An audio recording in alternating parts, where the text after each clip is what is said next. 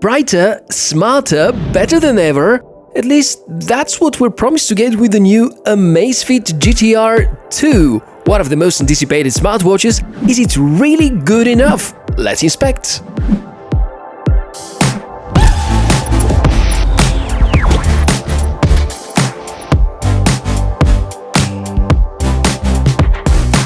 Welcome, Tech4O channel, Michael here, and isn't it beautiful? The new Amazfit GTR promising to add a lot of new features and improve a lot of the drawbacks of the first generation.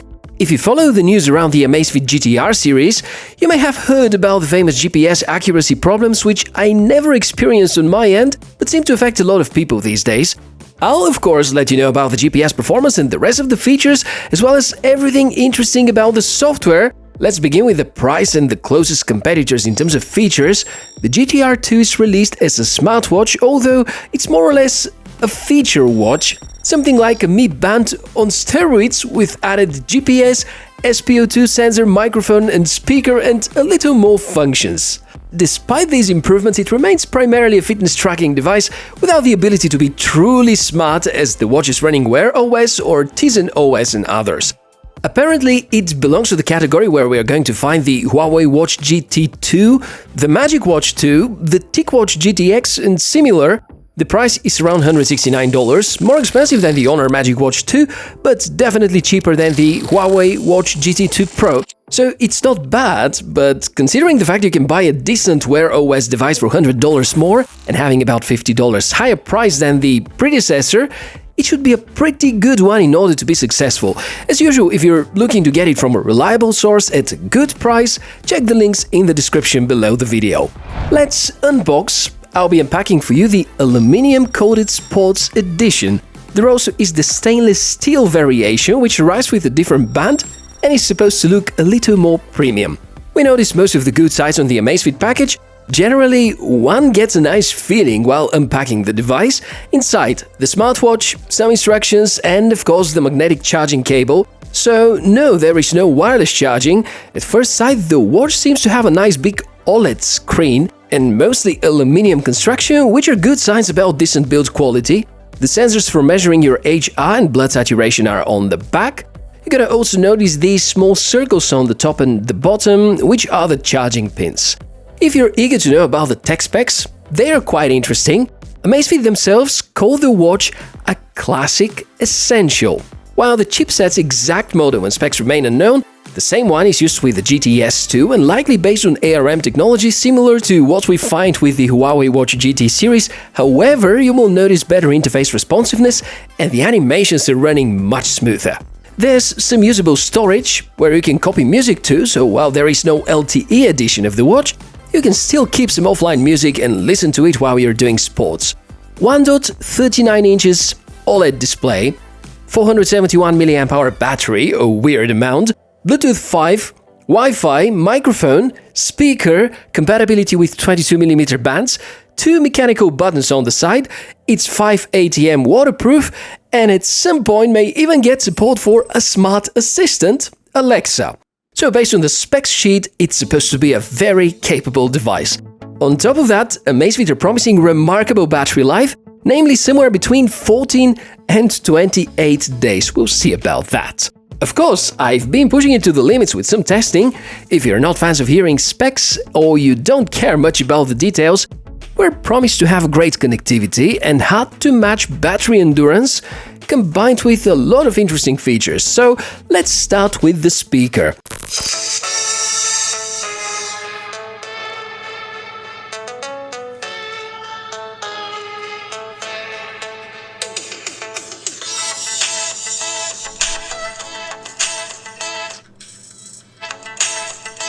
This is the sound quality. Because the speaker is located on the bottom left side, if you do this movement and cover it, you're barely going to hear anything. The controls are easy to reach and you can even connect to a headset. So now, a bigger challenge: connect to Bluetooth earbuds, play some music, and let's start an exercise activity to see what's gonna happen. Does that work? Hell yeah! Excellent implementation, which will of course consume a lot more battery than usual, especially if that's involving a GPS activity. What I find very positive is that you can swipe right and exit the workout screen without terminating the exercise. You can go to the app menu, check the weather settings for instance, and then get back to the sport activity. So it does cross the border of being multitasking, which is something I see for the first time from a device with such a basic OS. Now, for the microphone, I was unable to make a good test because there is no integrated recorder, but people hear me fine when I was making phone calls. One thing I can complain for sure about is the Bluetooth connectivity. Almost impossible to connect to the phone if location services are not on, so it seems to be the light edition of Bluetooth 5. Okay, the hardware so far seems interesting, so let's check how Amazfit are approaching the software layer. It is much different to the GTR 1, that's for sure. Brand new design of most watch faces, similar navigation but different app drawer, tidy, better customizable. That's it at a glance. If we look into the details, most of the time you're gonna find yourself navigating through the touchscreen. Swipe down for quick settings, swipe up to see the notifications. Swipe left to access the main cards.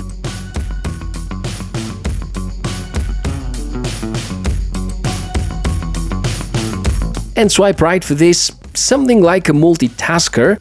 That's pretty good implementation and idea.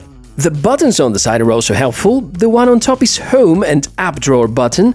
The bottom one is configurable. Default action is to open the workouts. The entire app screen is customizable and you can rearrange these entries. I have PAI, SPO2 and AHR tracking which are placed at the top.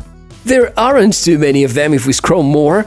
Alarm, events, stress measuring and widgets area where you can find this lovely barometer altimeter which is using the GPS and is going to give you pretty exact data where you are at the moment, and also the height and the atmosphere pressure. Sports are also well implemented. The GTR 2 was initially launched with only 12 workout modes, but now after the last firmware update I can see more than 90. Remarkable. Not only that, but it is capable of automatic sports detection just like its much more expensive siblings from TicWatch, Samsung and Garmin wearables. Here is one more cool feature, the offline audio commands. Let me show you how it works now, an example with sports. Start walking. And there we go, just automatically. Light up screen. Now that was too late, but anyhow, you can read the commands inside the app and just apply them depending on how you have set the settings up. In terms of accuracy, believe it or not, it undercounts the steps by around 10%, which now seems to be corrected with the new firmware. GPS logs rather quickly and seems to be accurate. I haven't experienced any of the issues some people were reporting with the original GTR, so at this stage I consider the GPS performance to be reliable. You can only activate the GPS if there's an outdoor workout that you launch. As mentioned, they are quite many. Now let's analyze some data with the help of the smartphone app. If you enable continuous HR measuring and sleep tracking, besides visible on the watch, it will have detailed statistics shown on the phone. The app here is called Zep, and Amazfit use it now for most of their products. It's the formerly called Amazfit app. I can't say I'm impressed with the design, but it seems to be alright. Sleep data collection is great and it also packs recommendations about how to improve your sleep. HR tracking is very precise, really good job about it. Unfortunately, Amazfit haven't included continuous SPO2 tracking. You can measure it manually though. Still, I really love the feature on the Huawei Watch GT 2 Pro where it's being tracked 24/7. There are some other nice sides of the software, like the customizable watch faces. Some of them are really good. The collection is rich on different designs and is getting bigger and bigger. Oh, and of course, it's Amazfit, so you can link it to both Google Fit and Strava. Potentially at some point of time, for certain regions, the GTR 2 is supposed to be Alexa Smart Assistant enabled, not for now though. Also, while every early review is promising NFC support, it seems to be missing from the unit, at least not accessible in my international version. The weirdest part of the software and app was the way the phone calls are handled.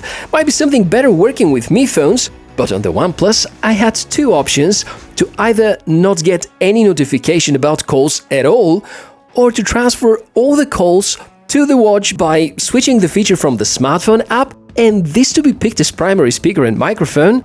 The whole process was pretty frustrating and I hope it will get fixed soon with the software update. Note that everything mentioned so far about the calls is only possible if you have the watch as a Bluetooth device, meaning that it's likely utilized as something like a Bluetooth speaker. That's not the only disadvantage I notice, however. Generally, I find the Bluetooth implementation very unreliable and found myself missing maybe 2/3 of all notifications I've received for the time of testing. A little disappointing for Amazfit high-quality standards. Not to mention the smart unlock feature, which worked occasionally. The automatic workout detection also has questionable efficiency, at least for now, and the Wi-Fi currently can only be used for music transfers, maybe because the Bluetooth is terribly slow. I also find the analog clock face around the screen a little weird looking. It's obvious that Amazfit were trying to somehow better utilize the available space, but I tend to like the thick ring on the GTR one a lot better. Lack of NFC, proprietary charging cable, no way to respond to notifications, lack of any additional smartwatch apps, and now even the Huawei Watch GT series have started offering such. These are some key areas where Amazfit should focus on. Good news is that they are all related to software and firmware, and could be that many of them are addressed at the time you're watching this video already. Definitely great battery endurance, because the battery was lasting an entire week with continuous HR tracking, sleep tracking, occasional sports, and always on screen, and that's even slightly better than the Huawei Watch GT2 Pro. But, in my opinion, that's not good enough to justify the relatively high price at the moment. So yeah, if price doesn't matter and you want this exact Amazfit device, the GTR 2 could be a good choice. But definitely you can find a lot of other great options doing almost the same for far less money. Therefore, I hope to see its price settling down at around $130 to $150, which might be a tolerable amount of money to spend for these features if Alexa arrives as an update, of course. So that's about the GTR 2 by Amazfit, and in terms of performance you can expect more or less the same from the GTS 2 in a different shape. If you want to get yours, make sure to check the video description for a link and a discount code. These reviews are taking a lot of time and effort, so please support the channel. Every like counts and subscribing is for free and guarantees that you will watch a lot more cool tech reviews. I'm Michael, it's been such a pleasure to present you this one. Take good care of yourself, stay fit, and I'll see you in the next video.